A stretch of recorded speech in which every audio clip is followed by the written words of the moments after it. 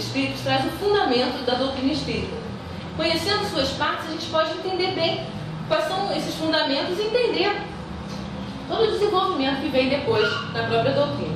Então, só relembrando, na primeira parte, que trata das causas primárias, essa primeira parte é desenvolvida em outra obra da codificação. É essa daqui, ó, a Gênese. Então a gente tem os fundamentos aqui no Livro dos Espíritos e depois pode desenvolver e aprofundar mais aqui na Gênese.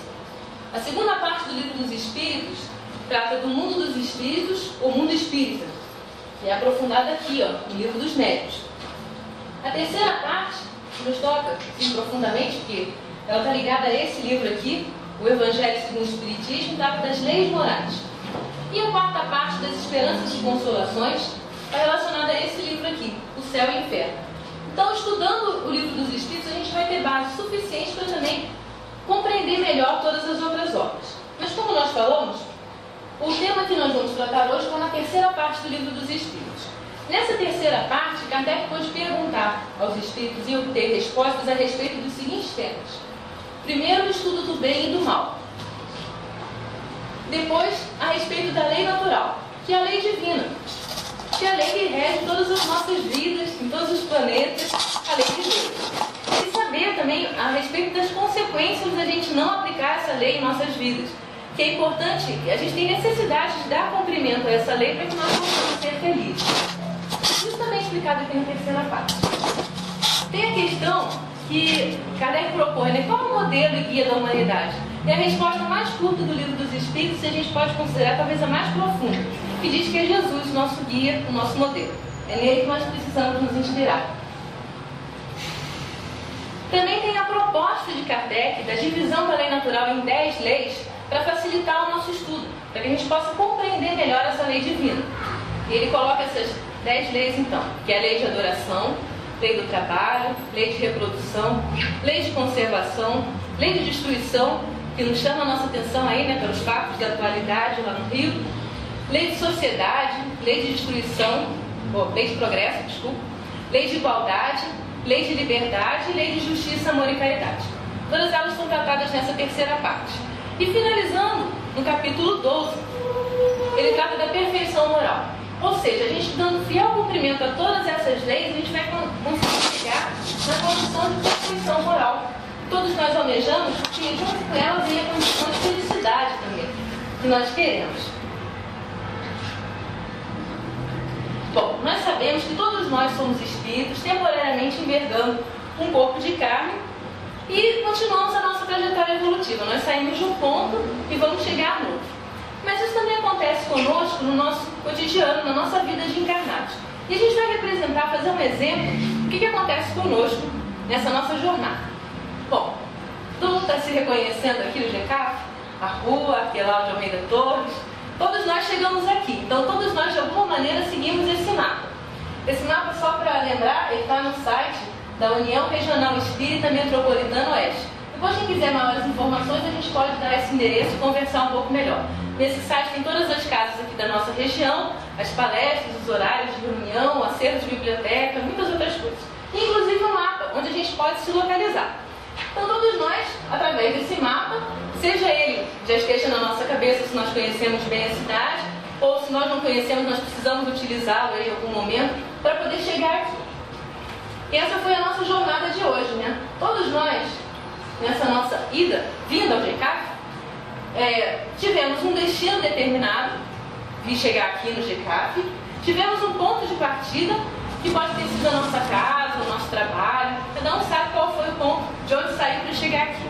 Pode ter utilizado um meio de transporte diferente, ou ônibus, se é mais longe, carro, ou veio mesmo a pé, e utilizou um mapa para poder chegar, ou aquele que está lá na União Regional Espírita Metropolitana Oeste, ou aquele que está na nossa cabeça, ou qualquer outro mapa que a gente possa se localizar.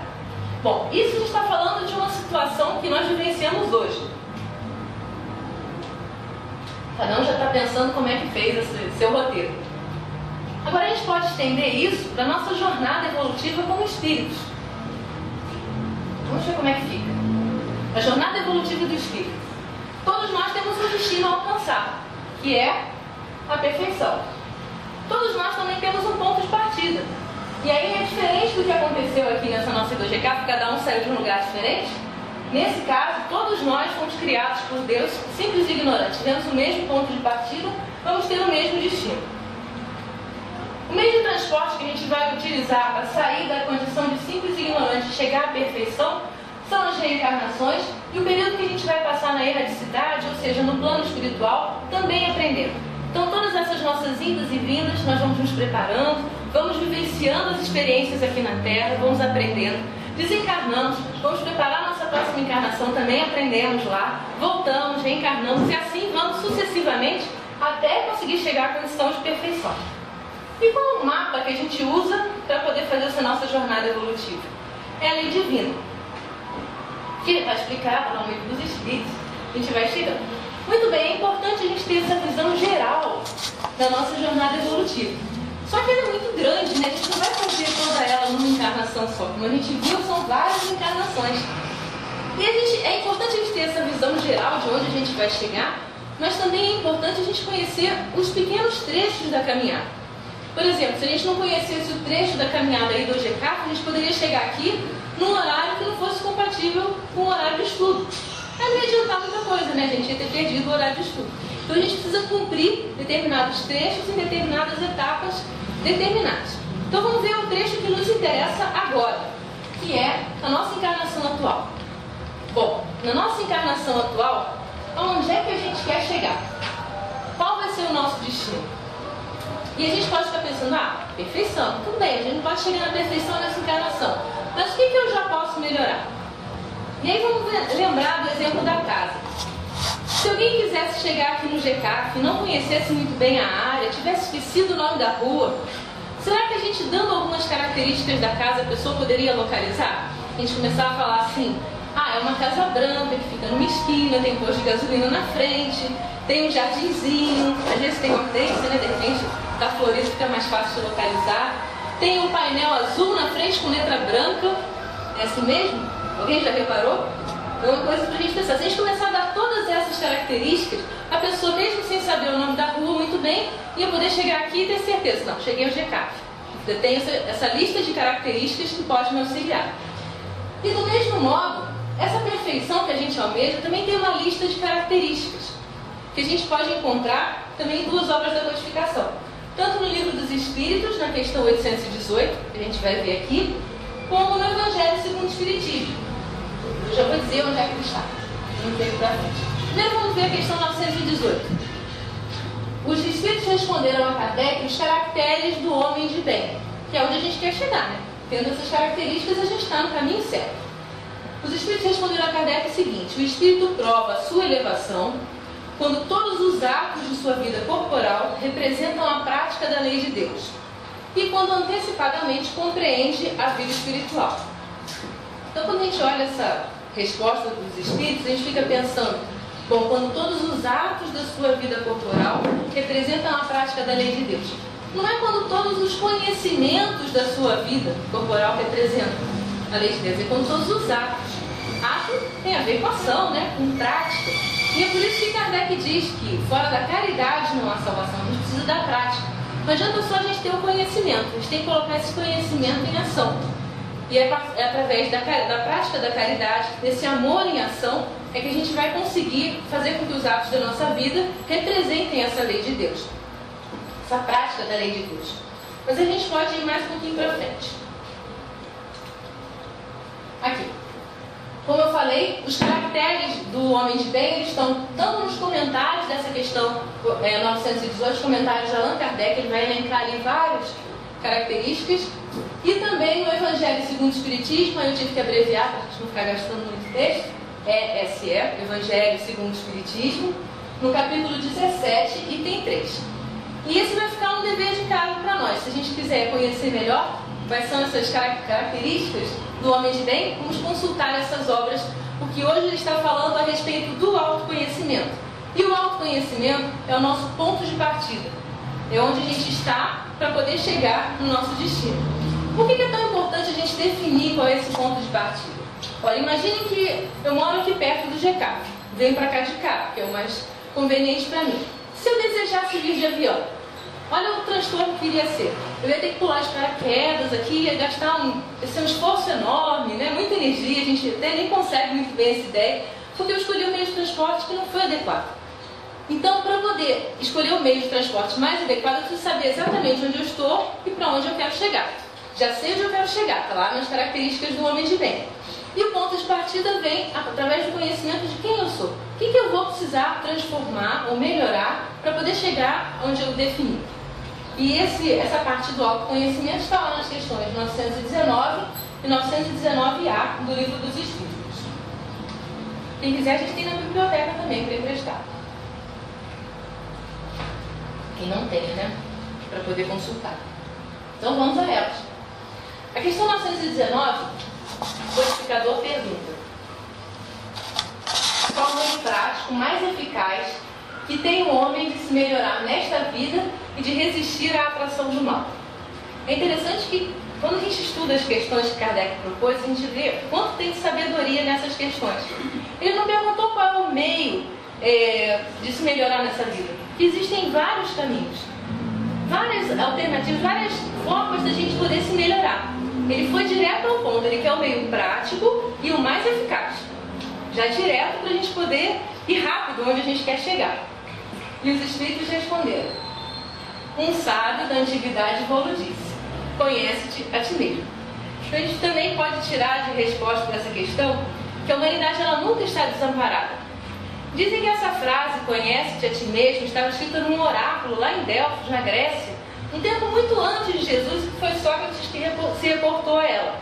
E aí ela foi passando na história. Então você vê que desde o início da humanidade a gente já está amparado e já tem os conhecimentos suficientes para que a gente possa se melhorar, para que a gente tenha esse ponto de partida e chegue no destino nosso, de todos nós, que é a perfeição. Mas, tudo bem, conhece-te a ti mesmo. Como é que a gente faz isso, né? A gente sabe que olhando para o espelho a gente tem a noção de quem nós somos, mas a gente não tem ainda a percepção completa de quem somos nós realmente. O codificador também percebeu isso e propôs uma pergunta a mais. 919A. Conhecemos toda a sabedoria dessa máxima, porém a dificuldade está precisamente em cada um conhecer-se a si mesmo. Qual meio de conseguir? E aí vem uma das questões, das poucas questões do Livro dos Espíritos que são assinadas. Então nós vemos a experiência de um espírito que conseguiu conquistar esse autoconhecimento. Ele nos diz assim, é o Santo Agostinho. Vou começar o início, né, da resposta. Fazei o que eu fazia quando vivia na Terra. Ao fim de cada dia, interrogava minha consciência, passava revista ao que fizera e perguntava a mim mesmo se não faltara algum dever, se ninguém tivera motivo para de mim se queixar. Foi assim que cheguei a me conhecer e a ver o que em mim precisava de reforma. Então é como aquela questão dos hábitos que nós temos, que nós podemos ter determinados hábitos que estão estruturados em valores. Uma parte interessante que nós podemos considerar é que muitas coisas nós acreditamos, mas nem sempre nós colocamos em prática. Por exemplo, todos nós acreditamos o que vemos em tudo quanto é reportagem, seja médica, seja de outras revistas, nos informam que é importante que nós fazemos alguma atividade física para que o nosso corpo fique bem, fique saudável. Isso é uma coisa que a gente não precisa mais discutir. Todo mundo acredita que é preciso fazer uma atividade física, não pode ficar sedentário, nem que seja uma caminhada, cada um vai fazer atividade que seja de acordo com o seu gosto ou a sua capacidade. Muito bem. Mas quantos de nós realmente modificaram a sua vida para poder encaixar essa atividade física na sua rotina diária? Quantos se esforçaram então para acordar cedo ou ir dormir mais tarde para poder fazer essa atividade que vai fazer bem para o nosso corpo? E isso é um exemplo que nós temos de crença, que a gente sabe que é uma coisa boa, mas nós não empregamos o nosso esforço, a nossa vontade, a nossa determinação para aplicar isso em nossa vida. Da mesma maneira, quando o Santo Agostinho ele nos sugere que ao fim de cada dia a gente faça essa revisão, é também um esforço que a gente tem que fazer para poder conseguir, quando chegar na cama, antes de dormir, naturalmente, né, para fazer isso dormindo, né, então, quando a gente ainda está em vigília, com consciência, a gente poder passar em revista o nosso dia. Passar aquele filminho do dia em que nós somos os atores principais e ver tudo o que aconteceu.